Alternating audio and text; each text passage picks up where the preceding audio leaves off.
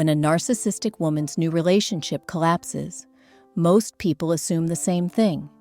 She will just move on and find someone else, a new face, a new emotional source, a fresh story to start over. That belief sounds reasonable because everything you have seen before seems to prove she is always moving forward. But this is one of the most common misunderstandings. The truth is far more uncomfortable. When new supply fails, she does not actually move forward. She turns back, and the person she looks for is not who you think. Not someone more attractive, not someone better, not the person she once showed off publicly as proof that you were replaced. The person she needs at that moment is not there to be loved, not to build something new, not to fix the past. She reaches back for one reason only: to stop herself from falling into internal collapse. This is not a story about feelings. It is not about regret or missing you. It is about how her inner world works and how deeply she depends on others to stay emotionally stable. Her sense of self cannot stand on its own. It has always needed someone outside of her to hold it up. Does the description sound familiar to you so far? The person with all those traits might be you, but don't worry. Keep watching to see what happens next, and you'll be given clear guidance on how to avoid this trap. If you were once close to a narcissistic woman and later discarded, this video is meant to help you understand why she comes back, what role you were placed into, and why her return has nothing to do with love, healing, or change. Why new supply always fails from the inside. When a narcissistic woman enters a new relationship, everything often moves very fast. Attention is intense. Emotions feel high. From the outside, it can look like confidence and happiness. In reality, there is already pressure. She is expecting the relationship to carry her emotional stability, even if she is not aware of it. That expectation alone makes the connection fragile from the start. At first, the new person gives her constant focus. Messages are frequent. Reactions are strong. Validation comes easily. This temporarily calms her inner tension. She feels important and secure for a moment. But this sense of calm does not come from real connection. It comes from stimulation. When stimulation slows down, the calm disappears. As time passes, normal life shows up. People need rest. They need balance. They want consistency instead of intensity. For a healthy person, this is where trust grows. For a narcissistic woman, this is where discomfort begins. The emotional high fades, and she starts feeling restless and irritated without knowing why. She does not see this as something happening inside her. She feels that something is wrong with the relationship or the other person. Small things start to bother her. Normal needs feel heavy. Neutral moments feel empty. The new partner has not changed, but her inner state has shifted. This is when withdrawal starts. She may become distant, cold, or unpredictable. Sometimes she criticizes. Sometimes she avoids. This is not always planned. It happens because staying present without constant validation feels unbearable to her. The new partner often responds by trying harder. They want clarity. They want stability. They ask questions. For her, this feels like pressure, not care. Accountability feels intrusive. Emotional reality feels threatening. Eventually, devaluation follows. Not because the new person failed, but because they can no longer regulate her emotions. Once the relationship stops serving that function, it begins to collapse. New supply does not fail by accident. It fails because it was never able to fill an inner emptiness that has always been there. The person she wants is not the person she needs. A narcissistic woman often looks like she moves on quickly. One relationship ends, another begins. From the outside, it seems effortless. This creates the impression that she replaces people easily and never looks back. But what you see on the surface hides a deeper split inside her. What she is drawn to emotionally is not the same as what she depends on to stay stable. The person she wants usually fits an image. That person makes her feel admired, attractive, and socially validated. Being seen with them reinforces the story she tells herself and others about who she is. This connection feeds her ego, especially in public.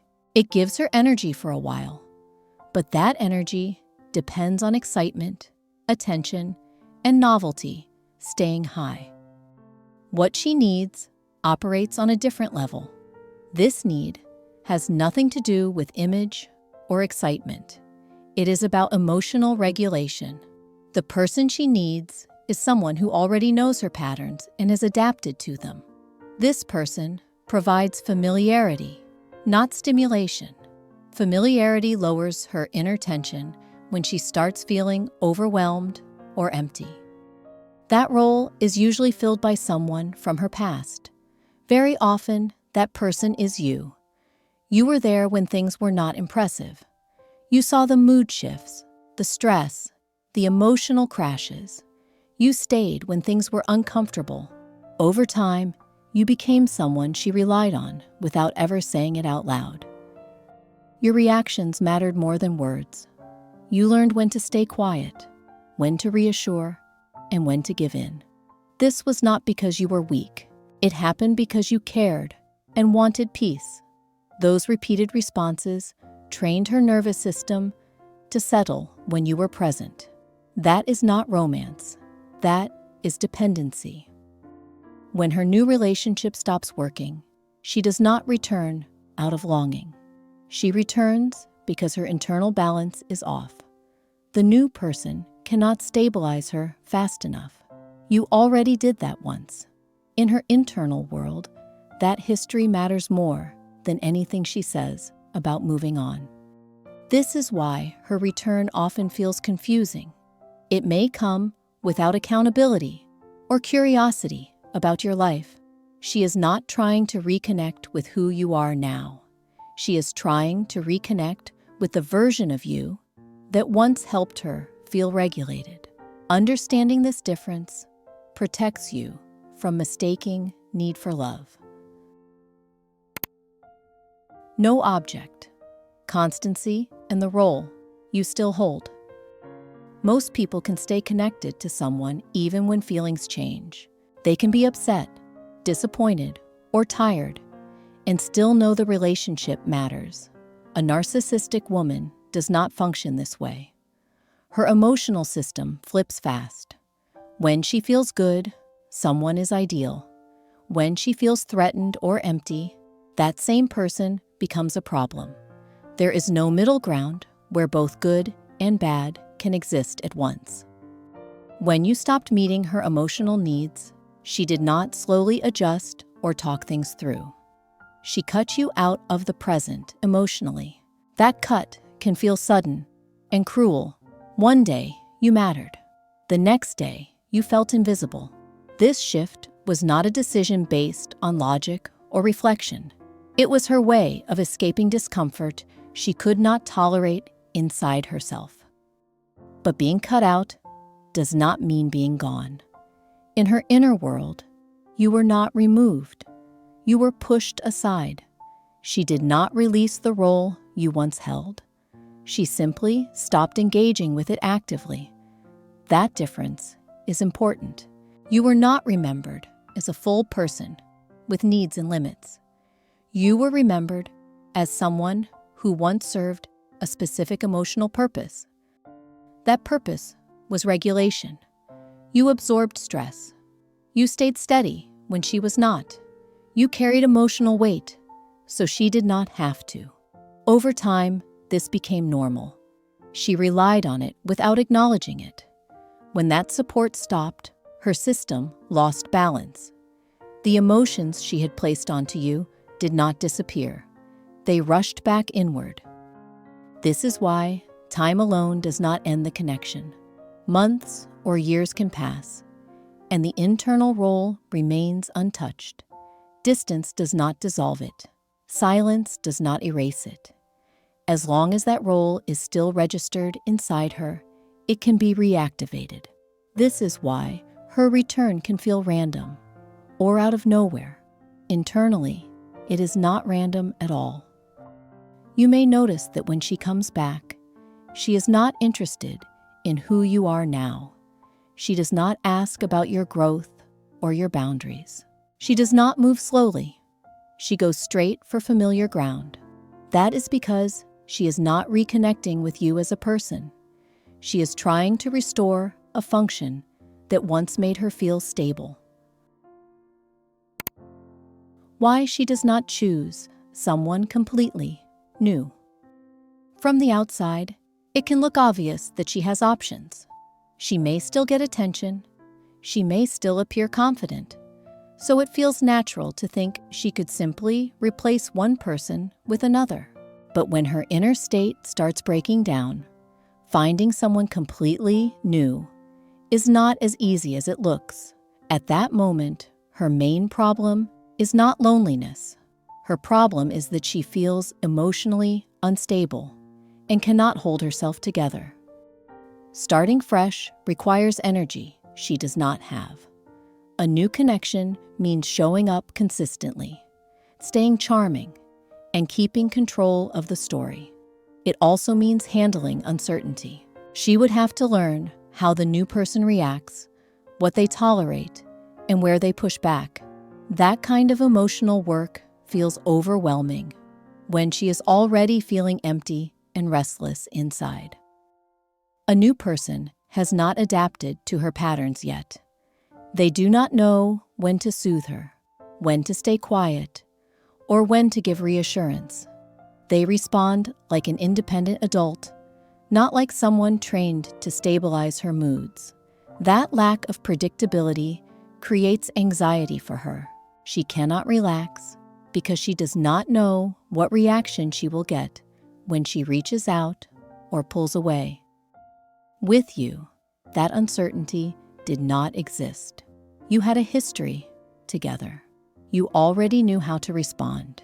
You may have explained yourself instead of pulling away. You may have tried to calm things down instead of setting firm limits. Over time, those responses became familiar and reliable. From her perspective, that reliability equals safety, even if the relationship itself was unhealthy. This is why returning to you feels easier than starting over. She does not need to perform as much. She does not need to impress. She already knows which behaviors will get a response. She already knows how to pull you back into interaction. That familiarity lowers her emotional stress in the short term, which is all she is focused on in that moment.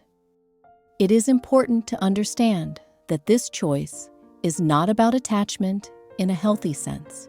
It is not about missing shared memories or wanting to reconnect emotionally. It is about efficiency. She looks for the path that brings quick relief with the least effort. That path usually leads backward, not forward. Hoovering is not contact. It is a test. When a narcissistic woman reaches out again, it often does not look dramatic. It may seem polite, casual, or even respectful. A short message, a comment that feels neutral, something that gives her a reason to appear without committing to a real conversation. This is why hoovering is confusing. It looks harmless on the surface, but it is never random. Hoovering is not about reconnecting. It is about checking access. She is not trying to understand where you stand emotionally. She is checking whether the old door is still open. Any reply gives her information. Silence makes her uncertain. The content of your response matters less than the fact that you responded at all. Often, the first attempt is light on purpose. She may mention unfinished business or say something that sounds reasonable. This gives her room to step back if needed. If you respond, she knows the connection is still active. If you do not, she can tell herself she was only being polite. This protects her sense of control either way. If the soft approach fails, the tone usually changes. She may share personal struggles or talk about feeling misunderstood. This is not vulnerability in the healthy sense. It is targeted. She is reaching for your empathy because that is what worked before. She remembers how you responded when she felt overwhelmed or lost. Sometimes, hoovering shows up as sudden self-awareness. She may talk about growth, insight, or therapy. The words can sound convincing, but the timing reveals the truth. These claims appear when she needs access, not after consistent behavior over time. The goal is not responsibility. The goal is to pull you back into engagement. Nostalgia is another common tool. She may bring up shared memories or moments that once felt meaningful. These reminders are selective. The pain, confusion, and harm are left out. This is not about honoring the past. It is about pulling your focus away from the present, where you may have stronger boundaries. What happens when you stay silent? Silence creates a real disturbance inside a narcissistic woman. It is not processed as distance or self-care on your part. It is felt as something being taken away. Access that once felt automatic is suddenly gone. That loss creates confusion and tension because she relied on your reactions to feel grounded and in control. Your silence is not interpreted as maturity or healing. It is experienced as rejection of her influence. She was used to your attention, your explanations, your emotional presence. When those disappear, she does not know how to orient herself emotionally. There is no pause for reflection. There is no calm evaluation. The reaction is immediate and emotional. Anger is often the first response. This anger is not about what you did or did not say. It is about the shock of losing control. She may lash out directly or indirectly. Blame quickly follows. You may suddenly be accused of being cold, cruel, or unfair, even if you simply stopped engaging. When anger does not work, the behavior often shifts. She may rewrite the story publicly or privately. The narrative changes in a way that protects her image. You may be portrayed as unstable, dramatic, or unable to move on. This is not done to heal or move forward. It is done to reduce the discomfort caused by your silence.